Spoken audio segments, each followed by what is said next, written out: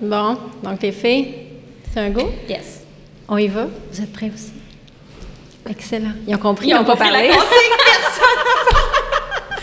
On fait peur. Alors, on lance le 11e balado. On est en direct de chez La Gabière, leur nouvelle usine. Écoute, c'est magnifique. On est les premiers chanceux. Et surtout, on a une gang avec nous autres. C'est vraiment le fun.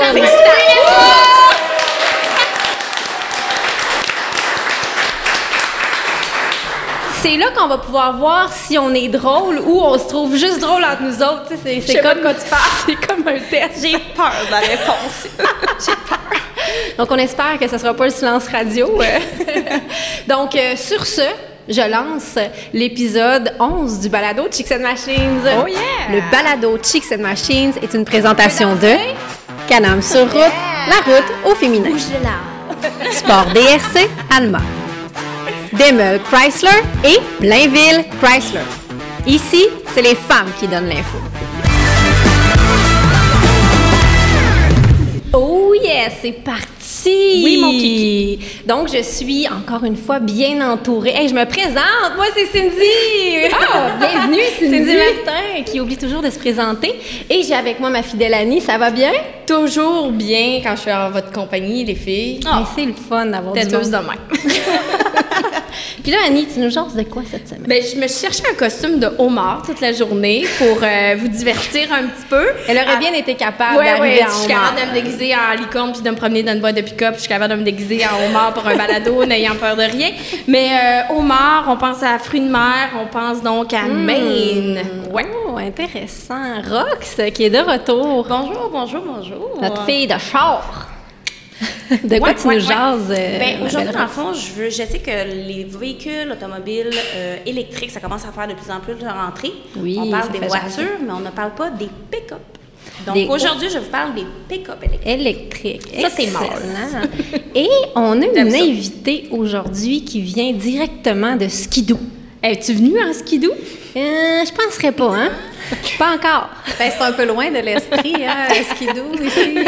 Mais par contre, de chez moi, je peux aller travailler à l'usine de Valcourt en skidoo. Ça, c'est quand même très cool. Ça, là-dessus, je t'envie. Donc, Catherine, l'italien, ça va bien? Ça va super bien. Merci de l'invitation, les filles. Bien, merci de l'avoir accepté. On est très contents de t'avoir avec nous.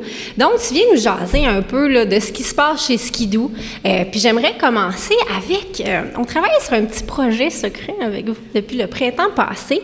Puis, je voulais juste que tu nous en jases, ce qu'on peut dire. Qu'est-ce qu'on peut dire là-dessus? Ben, en fait, à Skidoo, on manque pas de projet, là. On s'entend.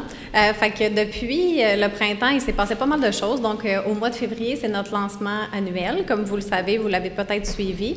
Donc, en février, on a eu quand même un gros lancement. Cette année, on a eu le lancement, le retour de la grande légende, le Mac Z. Donc, je ne sais pas si vous connaissez un peu l'histoire du Mac Z, mais... Pas du tout. Non? Bon, Annie, c'est mon tour de t'éduquer là-dessus. Éduque-moi là-dessus. Merci d'avoir parlé pour moi.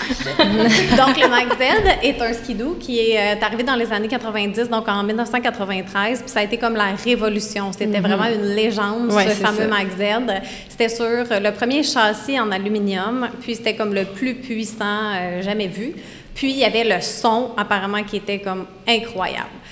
Donc, après quelques années, ils ont arrêté d'en faire, puis ça a toujours resté une légende. Ah, Puis là- d'ailleurs, les collectionneurs se les arrachent carrément là, pour pouvoir les repimper et puis les conduire en sentier. Oui, effectivement, ça vaut encore plusieurs milliers de dollars, là, ces antiquités-là. Donc, cette année, Skidoo, lors du lancement de février, on a fait revivre la légende de Mac Z. Donc, on l'a ramené c'était seulement disponible pour précommande à la vente de printemps. Donc, si vous ne l'avez pas déjà commandé, c'est trop tard. Tout bad. Et c'était pour cette année seulement. C'était une année, un retour de la légende. Donc, il y a le Mac Z qui a fait sa réapparition cette année avec certaines composantes nouvelles, donc, dont une suspension qui s'ajuste automatique, puis un launch mode là, qui est fait pour le race à 100%, là, vraiment Mais très, moi, ma très débile. question, là, c'est que est-ce que ça brise le mur du son quand tu utilises le launch control? Ben, c'est- moi, je rêve de C'est l'essayer. 180 HP turbo. Puis le launch mode, en fait, c'est que tu révolutionnes. Puis dès que tu es prêt, tu pars déjà. Tu n'as pas besoin de commencer.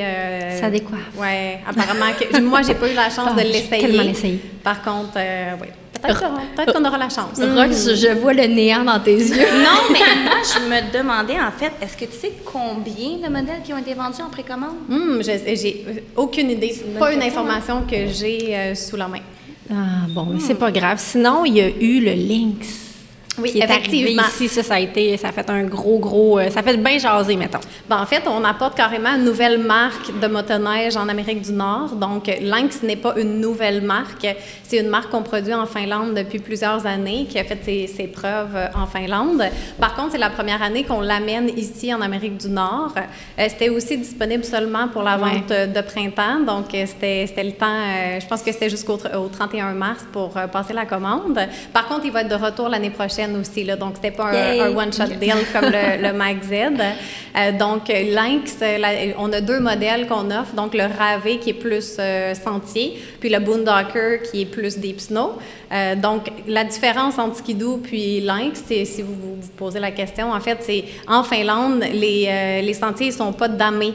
Donc, la suspension est faite pour des conditions un petit peu plus difficiles. Un véhicule un peu plus technique, vous l'avez essayé? Moi, j'ai eu la chance d'essayer le Rave longtemps, quand même assez longtemps pour tomber en amour avec. Écoute, c'est comme une espèce de snowcross, là. Pour vrai, ça passe, les bosses, tu les sens même pas. Tu fais des wells avec ça sans arrêt. Écoute, moi, j'ai vraiment capoté sur cette machine-là. Puis on voit vraiment qu'elle est faite là, pour elle est capable d'en prendre, là. Donc, y a-t-il des gens qui font de la motoneige en salle juste pour le fun, là? Oh!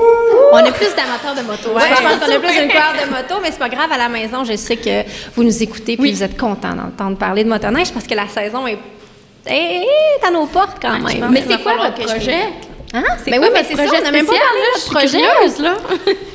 Ben, vas-y, Cindy. Je te laisse t'en parler du mais projet. Écoute, je sais pas, jusqu'où je peux en parler, là?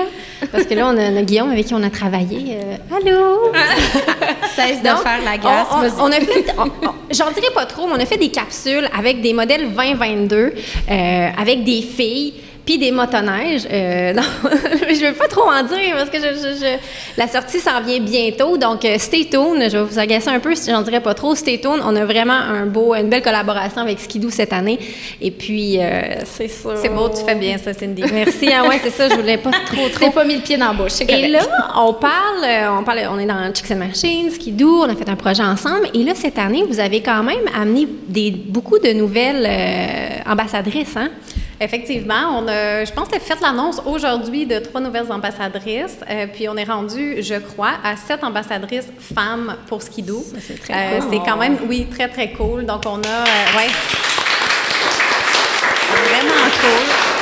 Est-ce que c'est québécoises, les 7 ambassadrices? En fait, on a une québécoise qui est Mégane Brodeur. Vous la connaissez peut-être. Oui. Elle a gagné le championnat du monde, je crois, au moins 2 fois.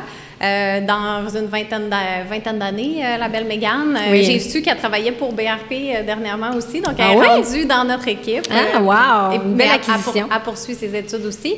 Donc, il y a Mégane Brodeur, qui est une Québécoise, qui est une de nos ambassadrices Ski-Doo. Sinon, cette année, on a 3 nouvelles ambassadrices qui viennent, les 3 des Rocheuses de l'Ouest, exactement. Fait qu'on a, entre autres, Michelle Salt, qui est comme une légende, là, honnêtement. Cette fille-là, elle me fascine tellement. Elle a une histoire incroyable. C'est fou. Vraiment.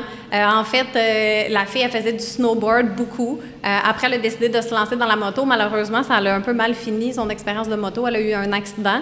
Elle a été amputée d'une jambe. Puis par la suite, elle s'est dit, OK, non, moi, je m'apitoie pas sur mon sort. Je recontinue ma carrière de snowboarder. Puis elle a été 2 fois paralympique. Elle a gagné 13 médailles. Wow! Puis elle fait de la motoneige, elle saute en hélicoptère, elle fait tous les temps. Là, elle fait de la motoneige hors piste, c'est comme... avec une jambe en moins, là, déjà, c'est tout qu'un défi, la motoneige hors piste. C'est très, très physique, c'est très technique. Donc, c'est vraiment impressionnant là, elle est très inspirante, Michelle Salt. Effectivement, puis on a plusieurs autres ambassadrices là, qui ont des parcours là, vraiment impressionnants. On a une firefighter, donc une pompière qui va combattre des feux de forêt. On a MJ Thompson qui est de l'Ontario, qui se donne beaucoup pour la cause du cancer du sein. Donc, c'est des filles très, très impliquées. On a Stephanie Deans, Idaho, aux États-Unis aussi, qui a un ranch, qui guide de la motoneige. Donc, des vraies filles badass. Oui, on aime ça. Mais moi, en fait, j'avais essayé d'être ambassadrice. J'ai fait l'essai. Ah, en motoneige? Oui. Quand j'ai embarqué sur la motoneige, puis je leur ai demandé comment la partir, ils ont dit merci. Bonne journée.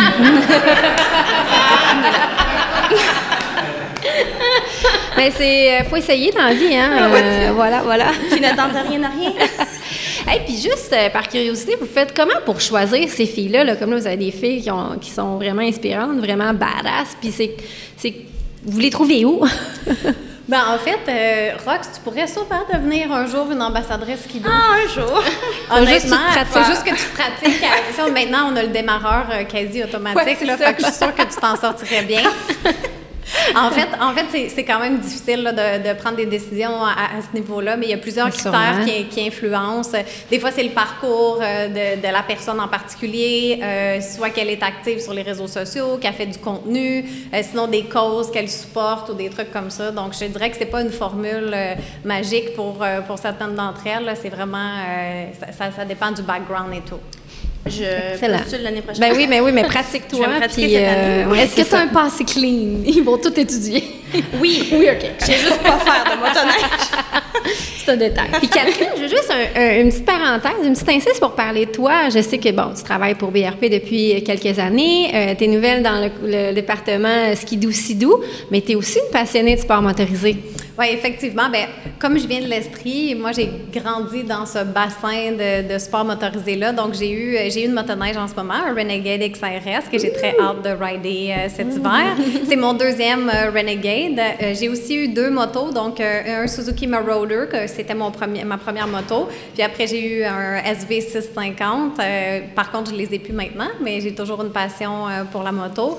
Sinon, j'ai un 4 roues, puis je me promène. Mais tu sais, nous, on habite à la campagne, là, fait que j'ai 60 acres de terrain derrière chez moi. J'ai les pistes, les sentiers de motoneige juste à côté. Donc, effectivement, ça fait partie de moi. Puis à l'exception de l'Estrie, quelle est ta région préférée au Québec pour aller faire de la motoneige? Excellente question, Annie. Bien, c'est pas une très bonne question. Vous n'allez pas aimer ma réponse, mais je suis le genre de personne que dès que j'ai 4 jours de congé, je m'en vais à l'extérieur en voyage. C'est correct, on ne Donc, jugera pas. j'aime bien la Gaspésie. Ma famille vient de la Gaspésie. J'aime bien la Gaspésie, mais je te dirais que je suis une nomade. Oui, effectivement. Hey, un gros merci. Écoute, on va te réinviter pour jaser de skidoo et de motoneige, bien évidemment. Merci d'être venu. Donc, tu restes avec nous pour le reste de l'émission. Et puis, ta question nous mène vers une destination, justement, Annie. Oui, effectivement. Je vous ai parlé tout à l'heure du Maine. C'est une destination que j'adore aller visiter, faire en moto. Puis évidemment, le Maine, c'est immensément grand. Je vous en ai parlé beaucoup, bien que j'aime particulièrement le Québec à moto. Mais le Maine, ça me fait une petite fleur. Et oui, je ne l'oublie pas. Merci à la Gabière de présenter, de commanditer ma chronique. Cheers! Cheers! C'est notre à une gorgée. On va faire ça de même. Comme je te l'ai dit, hein, moi, j'oublie de me présenter. Moi, j'oublie de me présenter, puis tu oublies de dire. Ben oui, je m'excuse, la Gabière, je vous aime pareil. Donc, le Maine, et là, à chaque fois que je dis un mot en anglais, tout le monde rit, puis j'ai un petit accent saguenéen. Alors, aujourd'hui, je vous amène à Bar Harbor. C'est rendu un running gag dans chaque... Où ça, tu nous as pas? Bar Harbor. Bar Harbor? Ouais, pas Pearl Harbor, Bar Harbor, c'est pas pareil. Il y a un film, hein, qui s'appelle... Non, c'est pas la même place. C'est diamétralement très opposé, je te dirais. Et c'est pas les mêmes plans de vue sur place. Évidemment, si vous partez de Montréal, ça peut être un long road trip. Quand je l'ai fait pour aller à cette destination-là, on s'était payé une petite fin de semaine du côté du lac Mégantic. Donc, on est parti du côté de la frontière de Woburn. Donc, ça fait que la route est un peu moins longue pour se rendre. Barber, c'est une destination qui est vraiment magique, qui est très belle. Par contre, tout dépendamment de la saison à laquelle vous décidez d'y aller, sortez votre portefeuille. Nous, on est allés au mois de septembre, à la fête du travail, et à cette période-là de l'année, je vous le dis tout de suite, peut-être que ça va refroidir vos esprits, mais c'est tout de même un bon 320 $ canadiens en moyenne la nuitée à l'hôtel. Comme c'est immensément populaire l'été, à l'automne, les Airbnb sont rapidement pleins, les hôtels également. Donc, planifiez tout de même votre road trip d'avance si vous voulez aller à cette destination-là. Évidemment, là, vous le savez, on est l'automne, donc c'est peut-être moins propice à ce temps-ci de l'année d'y aller. La saison de moto achève, mais c'est un beau road trip qui se planifie d'avance. Donc, quand nous, on est partis du côté de la frontière de Woburn, on a emprunté la route 27. La route 27, là, je vous le dis, là, c'est tellement sinueux, là. C'est un peu comme moi. C'est plein de courbes. Puis on l'aime de même. C'est ça! Non, mais les courbes sont belles. Comme je vous le disais, à l'automne, c'est magique. Et petit conseil, si vous y allez pour prendre la route 27, faites le plein d'essence avant et mangez avant. Parce que les endroits pour arrêter se font quand même assez rares du côté de la route 27. Donc, à l'automne, si vous y allez, un bon rain suit, une veste chauffante, vous allez comprendre pourquoi je vous dis ça pour y aller. C'est des choses un des 2 items, j'avais pas puis que j'ai regretté, je tiens à vous le dire. Donc, pendant plusieurs kilomètres, vous allez avoir l'impression d'être en plein milieu d'une forêt. C'est magique, c'est beau, ça sent bon également. Vous allez passer un chemin qui va vous amener vers le coin de Sugarloaf, qui est quand même très populaire. Belle montagne, encore une fois, vous allez apprécier. Vous allez passer un petit coin qui s'appelle New Portland. Et c'est pas comme New Portland qu'il y a du côté plus de l'Ouest américain. Il y a des fois des noms de route des petits villages qui se nomment de la même façon. Et vous allez prendre la route 146. La route 146 allonge un long fleuve, une longue rivière, en fait, c'est pas la même chose. Et cette rivière-là, là, elle est vraiment très étroite, mais en même temps, vous allez avoir l'impression de faire une union avec cette rivière-là. Mais c'est pas éthique, Annie, une union avec la rivière. Vous et la moto, là-bas, là. Vous et la moto, ainsi que la rivière, allez faire qu'un, je vous le dis. Il y a également, du côté de New Portland, un pont suspendu, qui est un pont qui est historique, qui a été bâti en 1866. Alors, ceux et celles qui aiment prendre des photos avec votre monture, je pense entre autres à Yannick qui est dans notre salle ici aujourd'hui. Allô Yannick! Donc, c'est une belle place pour arrêter, pour aller prendre des photos. Ce cours d'eau-là, je vous le dis, il est vraiment magique. Une fois que vous allez avoir traversé cette fameuse route, vous allez croiser des petits villages, dont Cornville, et non pas Cornflakes, Cornville. C'est rustique, c'est très mignon également. C'est un beau clin d'œil au petit village anglais qu'on peut retrouver un petit peu partout aux États-Unis. Il y a la ville de Newport et non pas Newport Beach comme la série, ça n'a rien à voir, mais c'est quand même encore une belle place à arrêter. Il y a le Sebasticook Lake aussi, où si vous voulez arrêter, vous êtes des tripeux de nature. Vous pouvez aller pas faire de naturiste, de nature. Non, de nature. Naturiste, okay, j'en ai pas encore parlé. Peut-être que ça pourrait être un podcast. On sait jamais. Malgré que je suis pas très une adepte de ça, mes courbes, je les garde à la maison. Donc, du côté de cet endroit-là, si vous êtes des amateurs de baignade, vous pouvez arrêter. Peut-être qu'au mois de septembre, il y a des choses qui vont rétrécir. Si vous allez au baigner. En parlant de naturisme. Ben oui, c'est ça. On est dans le thème. Vous allez faire du bateau. Si vous aimez la pêche, on parlait de motoneige également. Donc, tu sais, on parle souvent de ces road trips-là. On peut les faire en moto, on peut les faire en auto, mais peut-être s'exiler pour aller faire un beau trip de motoneige. Ça peut être intéressant également. C'est une super de belle place à aller faire un road trip-là l'hiver également. Petit village que j'aime beaucoup lorsqu'on s'en va du côté du Maine, tout dépendamment de votre destination, vous allez certainement peut-être croiser Bangor, qui est encore une fois un bel endroit. Il y a un petit lac et il y a une rivière qui passe au travers de la ville. Donc, prenez ça en note. Est-ce qu'il y a beaucoup de motocyclistes dans la salle? Est-ce qu'il y en a qui sont déjà allés dans ce coin-là, par curiosité? Barber? Oui, quand même. Hey, j'ai raison, là, je vous mens pas, c'est vraiment une belle place. Hein? Mais fais attention. Fait qu'on vient voir qu'il y a de l'argent dans la place. Et après ça, vous allez emprunter la route A1. Vous allez faire un bon bout de chemin sur cette route-là qui va vous amener à Ellsworth. À cet endroit-là, je vous le dis souvent lorsque je vous parle de mes destinations, moi puis mon chum, on se perd des fois. Je suis le GPS, puis des fois, il manque de signal, puis on ne sait plus où on est. Mais bizarrement, ce fameux GPS-là nous amène tout le temps dans les microbrasseries. Trouver l'erreur, je ne sais point. C'est ce qui est arrivé. C'est drôle, hein? Il y a des gens qui me connaissent un peu dans la salle. Donc, du côté de cette petite ville-là, on est tombé sur une microbrasserie qui s'appelle Fogtown. Comment? Fogtown. Qu'est-ce que t'as compris? Je peux pas le répéter à la radio. J'ai dit Fog, c'est pas... Non, c'est ça. Fogtown. J'étais là, ça doit faire le fun comme ville, ça. C'est un peu reggaeton, mais en même temps, tu sais, très cosmopolitain. Il y a un petit beer garden. Il y a un food truck qui est adjacent à la microbrasserie si vous avez envie de grignoter sur place. Vous allez avoir l'impression que vous rentrez dans un garage lorsque vous allez arriver à cette microbrasserie-là. Juste au-dessus, il y a une galerie d'art. Donc, les deux endroits se jumellent très bien. C'est vraiment bien, puis la bière est bonne également. Une fois que vous allez partir de cette destination-là, vous allez vous rendre du côté de Trenton. Non pas Trenton en Ontario. Vous allez... non, faites pas ça. À Trenton, il y a comme pas nécessairement grand-chose, mais il y a un concessionnaire Harley Davidson un peu particulier.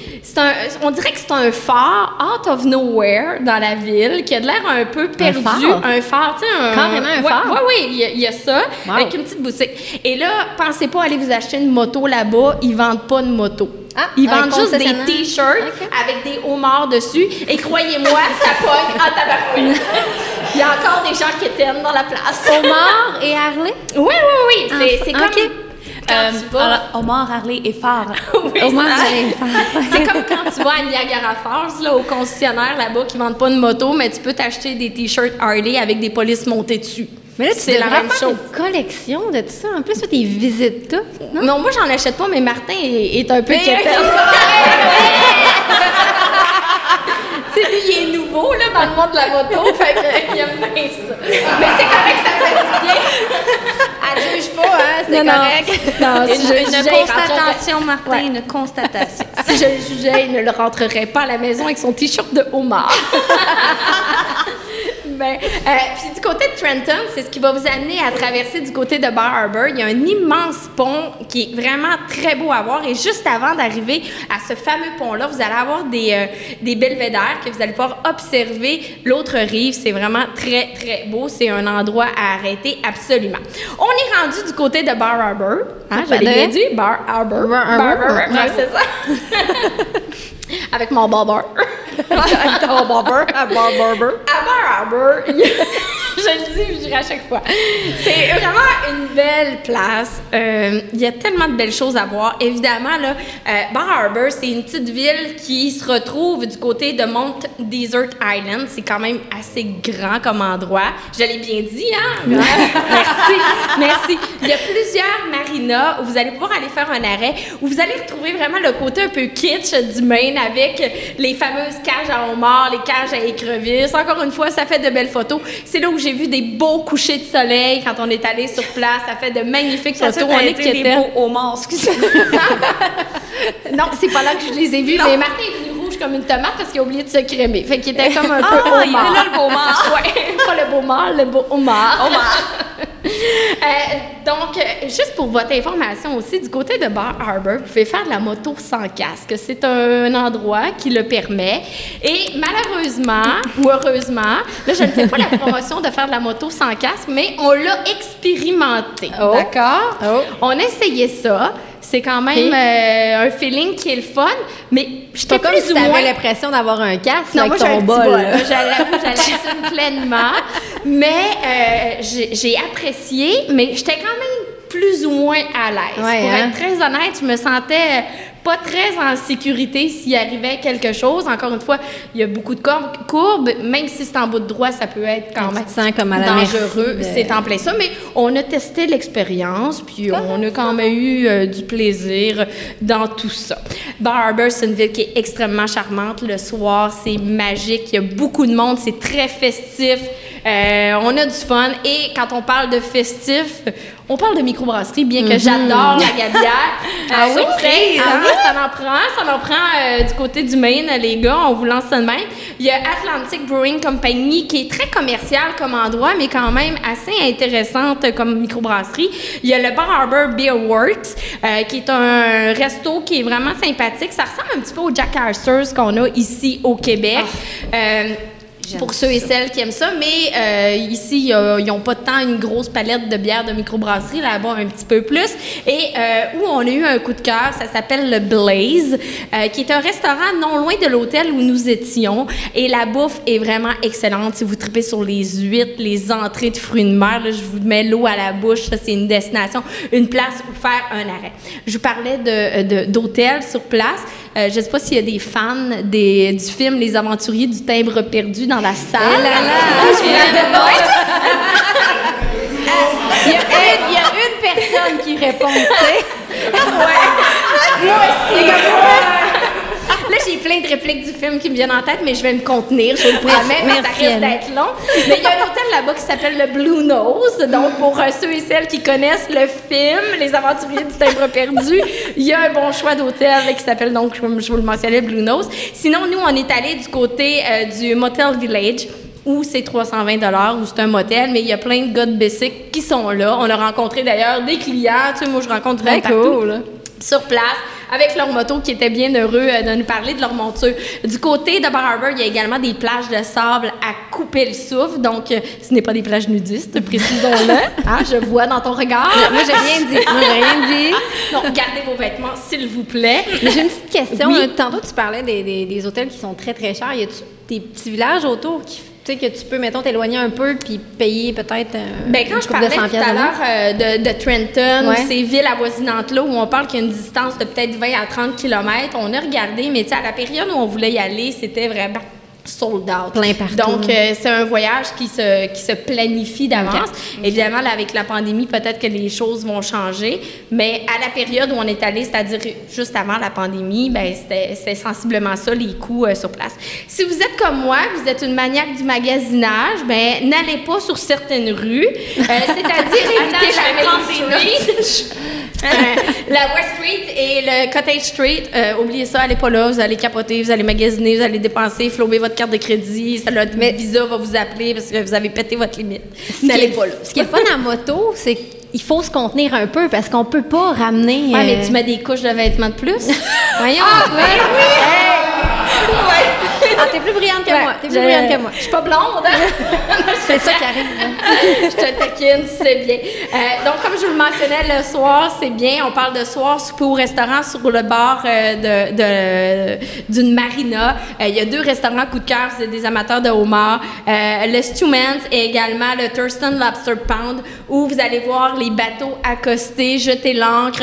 Ça sent bon, ça sent le fleuve et non pas le fleuve qu'on a ici à Montréal. Là, c'est rien à voir là-dedans, je vous précise. Vous pouvez aussi aller voir les baleines du côté de Bar Harbor. Les baleines ne sont pas exclusives à Tadoussac. Ah oui, il y en a ailleurs. Tu regardes ailleurs. Autre moment dans l'année où c'est vraiment très recommandé d'aller du côté de Bar Harbor, c'est le 4 juillet. Semble-t-il que la fête du 4 juillet là-bas est impressionnante. Il y a un feu d'artifice au bord de l'eau qui est incroyable, semble-t-il. Je n'y étais pas le 4 juillet, mais quand même, c'est une date à retenir. À noter. Ensuite de ça, ben là, on a fait notre road trip du côté de Bar Harbor. Comme je vous dis, il y a plein de choses à voir. Mais là, tu comptes à peu près combien de temps là, pour un road trip comme ça? Bien, nous, on a fait ça, je te dirais, en 48 heures. Mais c'est mon regret, c'est de ne pas avoir été là plus longtemps pour profiter de l'endroit, je tiens à vous le dire. Et c'est ce qui m'amène à te parler de notre retour à la maison. Lorsqu'on a dû revenir à la maison, cette journée-là, Il y avait une pluie incroyable. Je me souviens de cette histoire. Je n'ai jamais vécu une pluie aussi intense que ça de toute ma vie, je tiens à vous le dire. Et en début de podcast, je vous disais à quel point c'est important peut-être d'avoir une veste chauffante lorsque vous partez en road trip de moto. Et là, je l'ai compris. Habituellement, à Bar Harbor, exemple Montréal, ça prend environ 5 heures. Et là, ça nous a pris 11 heures revenir à moto. Le bordel. Le bordel. Il y avait un accident sur la route a été arrêtée. 11 heures de pluie, c'était inimaginable. Et c'est à ce moment-là que je me suis dit, est-ce que ma vie vaut plus que 320 $? Parce que ce matin-là, il mouillait à Sio et je me suis dit, ah non, j'ai un meeting le lendemain matin, il faut que je retourne travailler chez Léo Harley. Tu sais, c'est important. Ça, mais, ouais, c'est mon boss dans le temps qui m'obligeait de travailler tout le temps. Donc, c'est de sa faute si t'as fait 11 heures dans la pluie, c'est ça? Non, c'est moi qui est un peu folle à lier. Mais c'est un bon point que t'apportes, tu sais, que des fois, ben vaut mieux se rendre plus tranquillement, mais se rendre puis d'arrêter à quelque part quand fait que ce fameux 320 $-là, je regrettais de ne pas l'avoir payé pour une nuit supplémentaire, pour avoir à éviter ce supplice-là de la route qui a pris 11 heures. Rendu à la maison, Martin était très heureux et fier d'avoir accompli ce parcours-là. Mais c'est ça, moi, je grelottais dans le bain ma vie et je capotais. Avec un bon verre de vin, j'imagine. Mais oui, je te dirais la bouteille. La bouteille. Mais juste pour vous dire, pour le chemin du retour, tout de même, si il pleut pas puis que vous voulez avoir du plaisir, il y a certaines routes à ne pas manquer, la route 2, la route 17 et la route 18. Et si vous voulez passer une nuit à Roxbury, il y a une ville qui s'appelle Roxbury. Comme dans Comme dans le film. Ou dans la toune oui, de aussi. Jean Leloup. Ben oui. Fait que c'est une belle destination. C'est pas grave. Pas en même on t'aime plan. pareil, c'est correct. Et en terminant, comme je le mentionnais, le Maine, c'est une destination qui est vraiment incroyable. Prenez le temps de visiter ce coin-là. C'est immense, le Maine, mais il y a des beaux coins charmants qui vont vous plaire et vous Ça donner... donne envie. Oui, vraiment. Là, Ça on a donne hâte, envie. là, déjà, à la prochaine saison de moto. On en rêve, on a hâte de pouvoir On a hâte que les traverser. frontières ouvrent. Oui, vraiment. Là, c'est quelque chose C'est assez, là, cette pandémie-là. qu'on a hâte. Alors, sur ce, je vous souhaite une bonne fin de saison de moto et merci Oui. encore une fois à la Gabière pour cette belle Encore un aventure. cheers, encore un cheers. Merci. Cheers tout le monde. D'ailleurs, je vais prendre un petit 2 minutes pour remercier là, tous les partenaires de la saison 1. Je vais essayer de ne pas nous oublier. Donc, je commence par la Gabière. Oui. Je comme Can-Am sur route, la route au féminin. On a aussi Sport DRC, Léo Harley-Davidson, évidemment. Oui, toujours là. Daimler Chrysler et Blainville Chrysler. On a aussi la Fédération des motocyclistes du Québec qui sont venus nous rendre visite, Mr. Prez. On a aussi CF Moto qui ont participé, Tourisme Bas-Saint-Laurent, Mathias Sport. Écoute, si j'en oublie, on vous aime pareil. On vous aime d'amour. Merci de rendre ça possible. C'est un beau trip qu'on fait, puis on a beaucoup de feedback justement à la maison. Si vous aimez ce qu'on fait, puis même ceux dans la salle, là, partagez la bonne nouvelle, allez commenter, liker. Donc, merci à tous ceux qui rendent ça possible et merci à vous de nous écouter puis d'être là.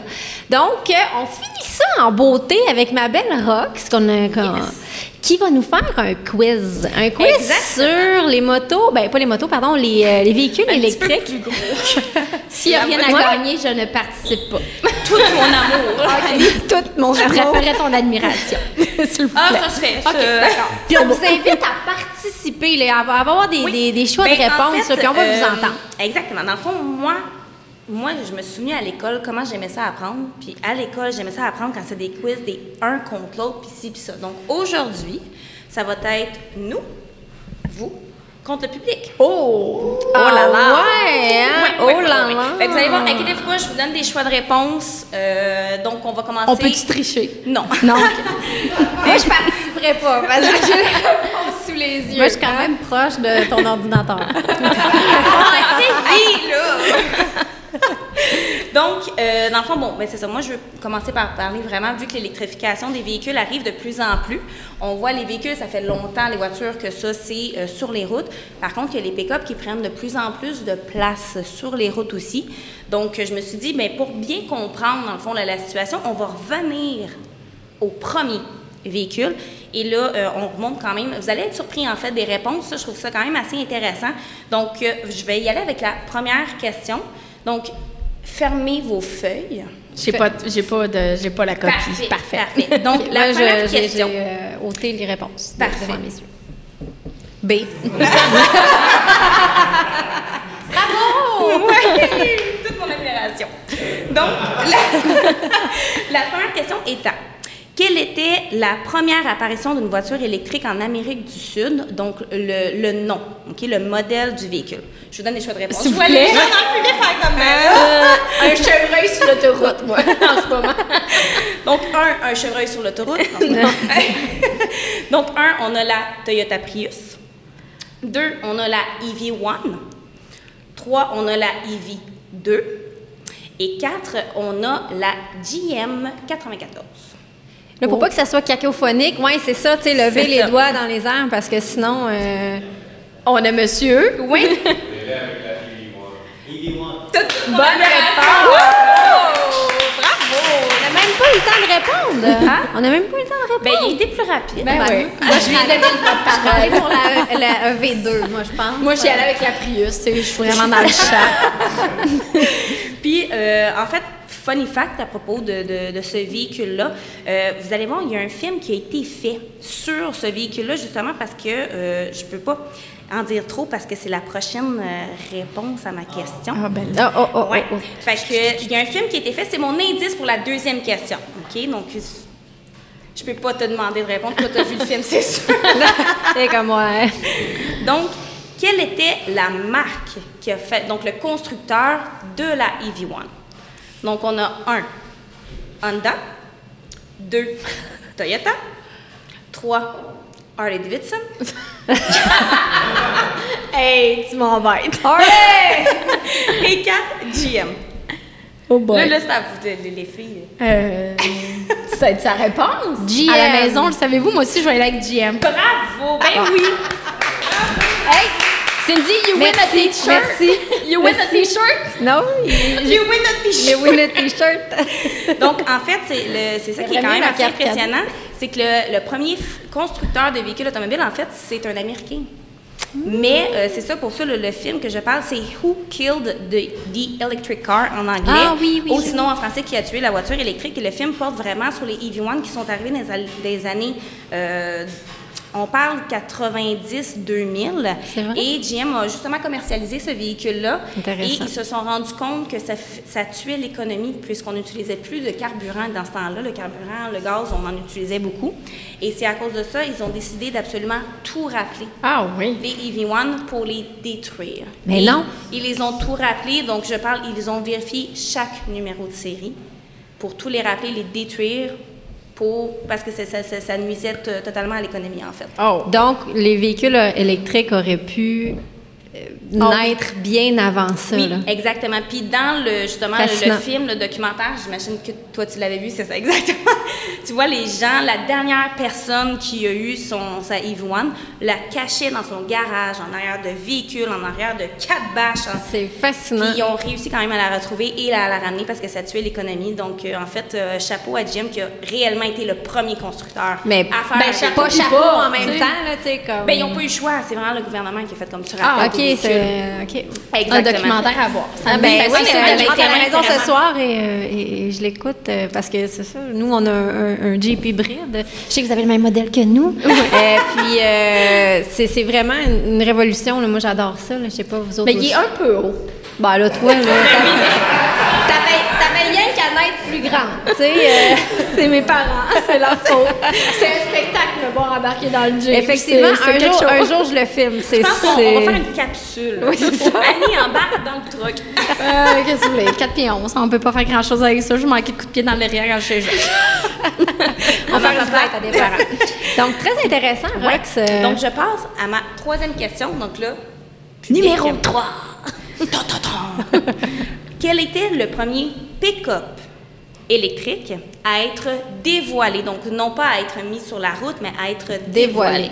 Est-ce qu'il y a quelqu'un dans le public qui le sait? 100% électrique. J'ai même pas donné de choix de réponse. Ben oui. Arrangez-vous. Mais... Donc, on a le Cybertruck de Tesla. On a Mais c'est pas un pick-up, ça? OK, je m'excuse. Non, mais il me semble que c'est un SUV. Plus, non? Pick-up? Entre les deux. Je reviens plus tard. OK, ça veut dire tais-toi, mais c'est ça que je fais. Donc, le Cybertruck de Tesla, le Hummer électrique de Jim. Et je vais donner 3 choix pour cela parce qu'il est quand même assez... donc, l'inventeur. Le Rivian R1T. Je vais y aller avec le Hummer. Non, c'est le Rivian? Non, ça doit être le Cybertruck parce que... Rivian? Hein? Bravo!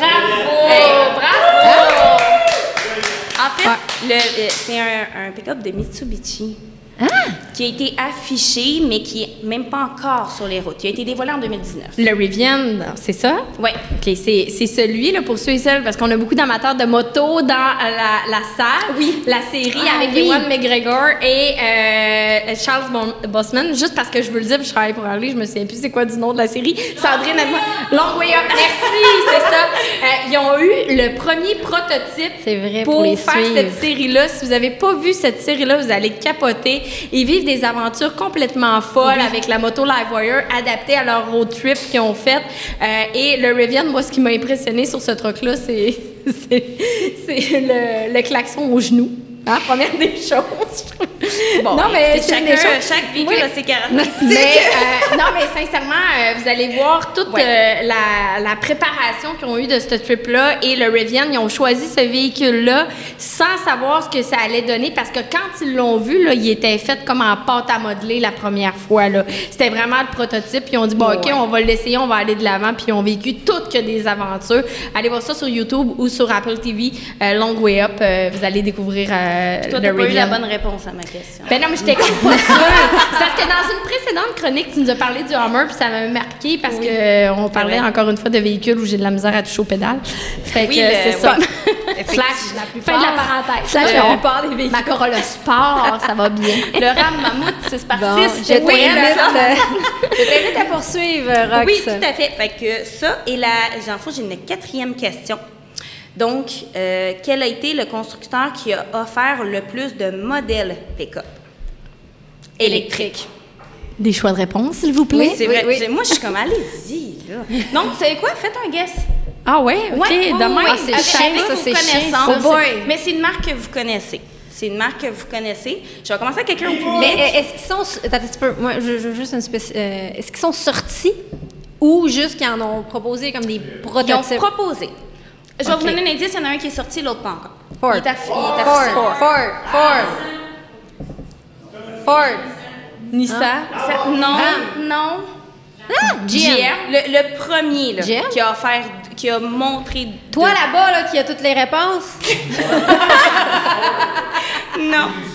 Vous allez quand même être surprise. C'est Tesla. Ben. Qui offre le Cybertruck et qui offre aussi le Badger, qui est encore tout simplement un prototype. Parce qu'on va se l'avouer, Tesla avec le Cybertruck, ça n'a pas été super, surtout avec la publicité de la fenêtre, qui était normale, qui ne l'était plus. Non. Fait qu'ils ont... Écoutez, je crois que c'est 90 jours après la première apparition justement du Cybertruck avec l'incident de la vitre, qui ont décidé de faire un autre, d'afficher un autre pick-up parce que ça marchait pas. Puis finalement, ils ont tellement eu de commandes Cybertruck que le prototype, si on peut dire, a vraiment juste comme resté sous terre et n'a pas encore vu le jour. On a hâte de voir ça. Ouais, c'est quand même... Et ta dernière question, ma belle Rox? Yes. Est-ce que vous êtes prêts? On est prête et prêt. OK. Et vous autres? Celle-là est plus facile. J'ai gardé la plus facile pour la fin. Là. Combien de pick-up électriques seront disponibles sur le marché en 2022? Donc, pas juste affichés, mais qu'on va pouvoir précommander en 2022. Tes choix de réponse? Non, c'est facile, ça, là. Je vais y aller avec 7. 6. Non, plus haut. 4, 3, 2, 1. 8. Plus haut. 10. 7, 8, 9, 10. Bingo! Proche. Comment? Vraiment, vraiment proche. Ben là, 8. 10! 10! Yeah! Bon, bravo.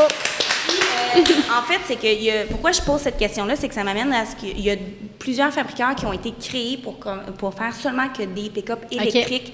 Donc, j'en ai beaucoup. Quand j'ai fait mes recherches, j'ai vu beaucoup de modèles comme on a le Atlantis XT. Est-ce que quelqu'un sait c'est quoi? Non. Parce que c'est Atlantis Motor qui fait ça, qui a été créé, en fait, pour faire ça. Donc, il y a environ 4-5 compagnies comme, mettons, GM, ou vraiment des constructeurs qui vont se spécialiser dans les pick-up électriques. Donc, surveillez vos routes en 2022 parce qu'il va y avoir du pick-up électrique. J'aime ça. Hey, merci, c'était super... Donc, qui a gagné mon admiration? Merci. Électrisant. Hey, je tiens à vous remercier, les filles. Le balado tire déjà à sa fin. Écoute, merci, la gang, vous avez été super. Cheers! Cheers à tout le monde, merci!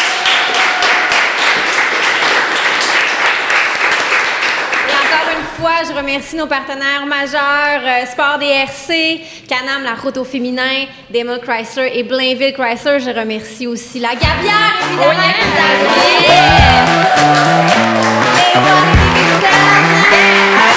merci tout le monde et on se revoit pour notre dernier, la saison 1. Très bientôt! Oh yeah!